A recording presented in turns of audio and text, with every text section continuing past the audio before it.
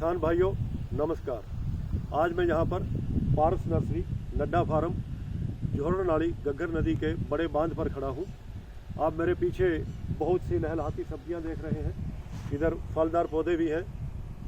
तो ये सब इस गग्गर की चिकनी मिट्टी के अंदर जो बहुत ही सख्त हो जाती है, ये कैसे संभव हुआ उसी की कहानी मैं आज आपको बताने जा रहा हूँ। और साथ ही साथ हम हमारे भविष्य को कैसे बचा पाएँ, हमारे भविष्य को कैसे संवार पाएँ, उसके बारे में मैं आज आपसे कुछ बात करूँगा। किसान भाइयों, ये सब सर्वविदित है, आज जिनकी भी उम्र 40 साल से ज़्यादा है, हम सब ने ये देखा है, ये गग्गर पूरा साल एवरल बहती थी और अपने साथ हिमालय पर्वत की शिवालिक पहाड़ियों से, चंडीगढ़ के आसपास के इलाके से बहुत ही बढ़िया किस्म की चिकनी मिट्टी जो कि खनिजों से भरपूर होती थी, वो मिट्टी लेकर के यहाँ पर जमा देती थी और जिसके अंदर हम गेहूँ उगाते थे। धान की फसल नहीं ले पाते थे क्योंकि उस दौरान सब तरफ बाढ़ का पानी फैल जाता था। फिर ये बांध बना तो किसानों ने इस बांध के बाहर गेहूं और धान की फसल लेनी शुरू कर दी। धीरे धीरे कुछ ही वर्षों के अंदर किसानों ने नदी के किनारे पर भी बांध बना दिए, तो नदी के किनारे तक भी धान की फसल लेनी शुरू कर दी। बाद में इसी नदी से नहरें निकली और नदी के अंदर वर्षा कम होने से बाढ़ का पानी भी कम हो गया। तो जब ये बाढ़ के खतरे कम हुए तो किसानों ने सिर्फ और सिर्फ यहाँ पर धान और गेहूं का ही फसल चक्कर चला दिया। इतने वर्षों से ये धान और गेहूं का फसल चक्कर होने की वजह से और दूसरा बाढ़ ना होने की वजह से यहाँ पर जल स्तर जो बांध बनने से पहले 10-15 फुट था, वो आज गिरकर 200 से 250 फुट हो चुका है और जो हर साल 2 से 3 मीटर गिरता जा रहा है। आज सिरसा जिले के अंदर गग्गर के एरिए को ही, इसी गग्गर के एरिया को आज डार्क जोन घोषित कर दिया गया है क्योंकि जल स्तर बहुत ज़्यादा गिर रहा है। तो मेरा किसानों से आग्रह है कि इस गिरते जल स्तर को यहीं पर रोक लिया जाए, इसको और ना गिरने दिया जाए। उसके लिए हमें धान और गेहूं के फसल चक्कर को तोड़ना होगा। इस धान और गेहूं के फसल चक्कर को तोड़ने के लिए इसी चिकनी मिट्टी को हम भुरभुरा बना सकते हैं, बहुत ही अच्छे तरीके से इसकी उपजाऊ शक्ति को और बढ़ा सकते हैं, बहुत ही अच्छे तरीके से। तो किसान भाइयों, यही हमने किया है हमारे इसी खेत के अंदर।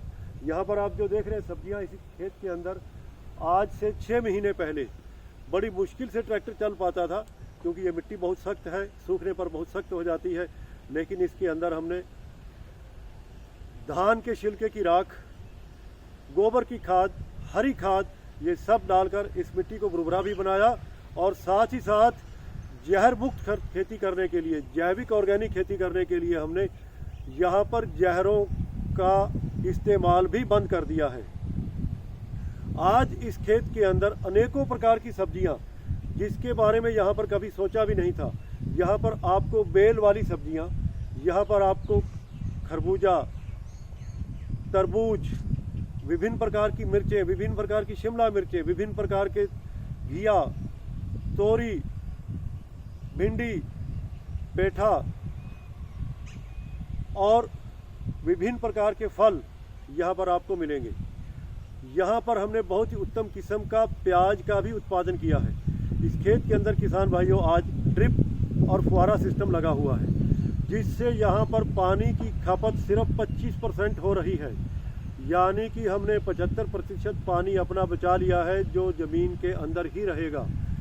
इसके अलावा इस खेत की उपजाऊ शक्ति बढ़ रही है, हम हमारे जीवन को भी स्वस्थ बना रहे हैं, हमारे आने वाली पीढ़ियों के लिए हम पानी को बचा रहे हैं। हो सका तो हम जल्दी ही यहाँ पर इसी खेत के अंदर वर्षा जल संचय का भी शुरुआत करेंगे, जिसके लिए यहाँ पर हम बहुत बड़ा एक वर्मी कंपोस्ट यानी कि केंचुआ खाद का यूनिट लगाने जा रहे हैं। उस केंचुआ खाद के यूनिट पर जितना भी वर्षा का पानी होगा, वो सब वर्षा का पानी हमारे बोरवेल के पास ज़मीन में संचय किया जाएगा।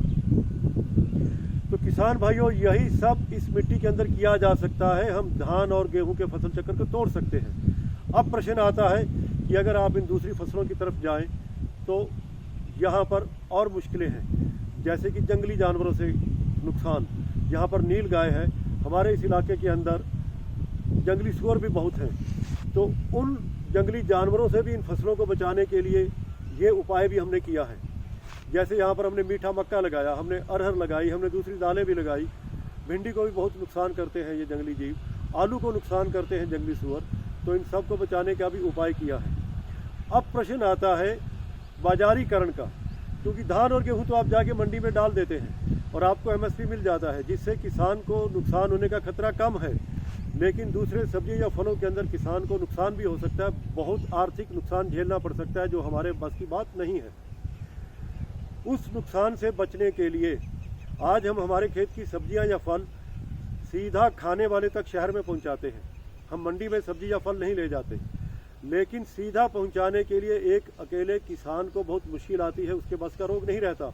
तो क्या किया जाए? इस हालत के लिए हमें इकट्ठा आना होगा, किसानों को एक समूह बनाने होंगे, जिसको हम फार्मर प्रोड्यूसर कंपनी कहते हैं, यानी कि किसानों की ही अपनी कंपनी बनानी पड़ेगी। उस कंपनी के द्वारा आप अपने फलों सब्जियों को एक जगह इकट्ठा करके अपने ही खेतों से सीधा खाने वाले तक भेज सकते हैं। और ज़्यादा उत्पादन होगा तो ज़्यादा उत्पादन को हम बड़े शहरों तक, हमारे देश के अंदर ही बड़े शहरों तक पहुंचा सकते हैं। इससे भी ज़्यादा उत्पादन है तो किसान भाइयों, हम इसको एक्सपोर्ट यानी कि विदेशों में भी भेज सकते हैं, निर्यात कर सकते हैं। ये जो मैं बात आपको निर्यात करने की या दूसरे शहरों में भेजने की बात कह रहा हूँ, ये कोई कोरी कल्पना नहीं है।